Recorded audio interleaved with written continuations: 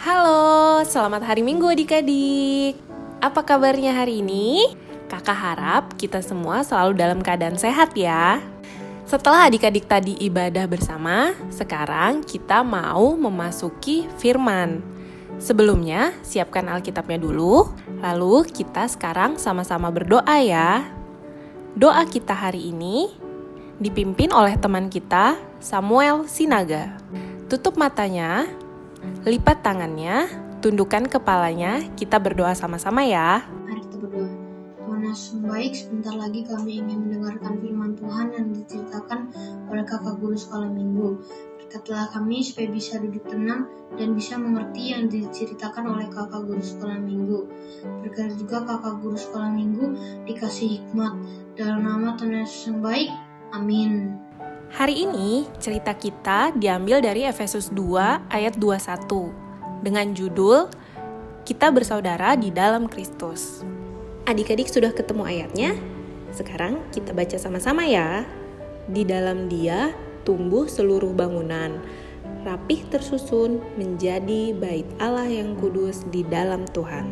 Adik-adik masih ingat cerita orang Samaria yang baik hati? Jadi cerita itu tentang seseorang yang dalam perjalanannya ia dirampok lalu dipukuli hingga terluka. Dia terluka di tengah jalan. Banyak orang yang melalui dia tidak mau menolong dia. Sampai datanglah seorang Samaria yang sedang dalam perjalanan ke tempat itu, dan ketika ia melihat orang yang terluka itu, tergeraklah hatinya oleh belas kasihan. Lalu ia membalut luka-lukanya dan membawanya ke penginapan sampai ia mendapatkan perawatan hingga sembuh. Jemaat Efesus pada saat itu sedang mengalami perseteruan antara orang Yahudi dan non-Yahudi.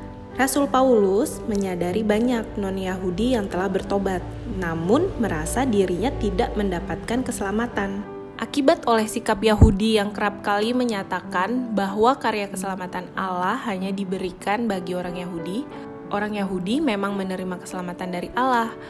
Oleh karenanya, kita mengenal mereka sebagai umat pilihan Allah.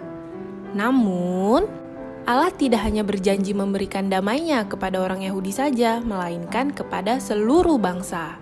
Rasul Paulus berkata, janji Allah digenapi dalam karya keselamatan Kristus yang memperdamaikan perseteruan jemaat Efesus dan setiap orang dengan Allah. Perdamaian tersebut menyatukan setiap perbedaan yang ada di dalam tubuh yang baru, yaitu tubuh Kristus. Nah, adik-adik, sekarang kakak mau tanya nih. Kalian masih ingat nggak warna kulit teman-teman sekelas kamu? Coba tolong sebutkan warna kulit teman-teman yang adik-adik ingat nih. Nah, kalau diperhatikan baik-baik kan, ada yang kulitnya gelap ataupun terang ya adik-adik.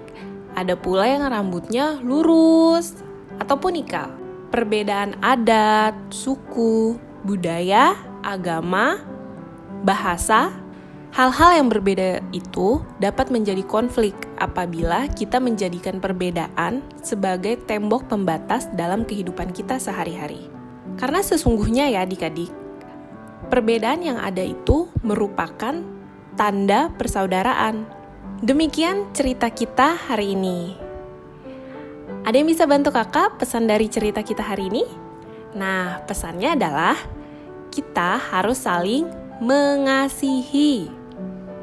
Kita bisa menunjukkan rasa kasih kita kepada teman-teman, saudara, ataupun yang lainnya.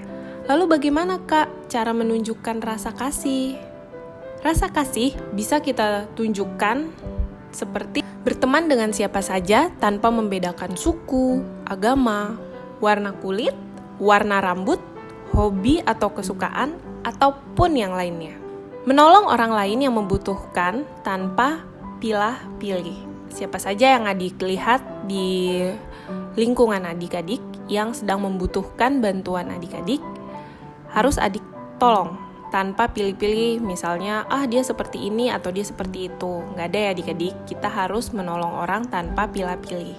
Seperti juga kisah perumpamaan yang kakak ceritakan di awal tadi, bahwa kita harus memiliki sikap seperti orang Samaria yang murah hati, menolong orang tanpa melihat perbedaan yang terdapat dalam diri orang tersebut.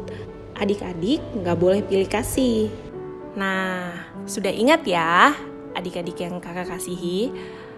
Allah melihat setiap perbedaan yang ada bukan untuk sebagai hal buruk, melainkan hal yang indah dan saling menguatkan. Sudah selesai cerita firman kita hari ini. Selamat melakukan kebaikan-kebaikan ya adik-adik. Sekarang kita mau tutup ibadah kita dengan doa, tutup mata, lipat tangan, tundukkan kepalanya.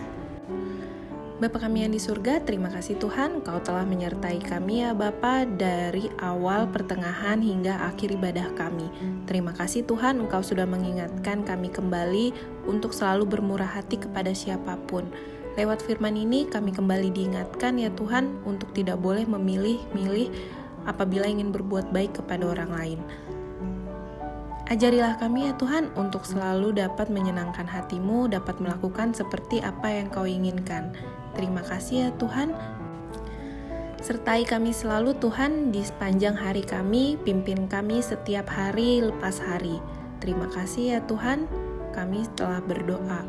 Amin. Selamat hari Minggu.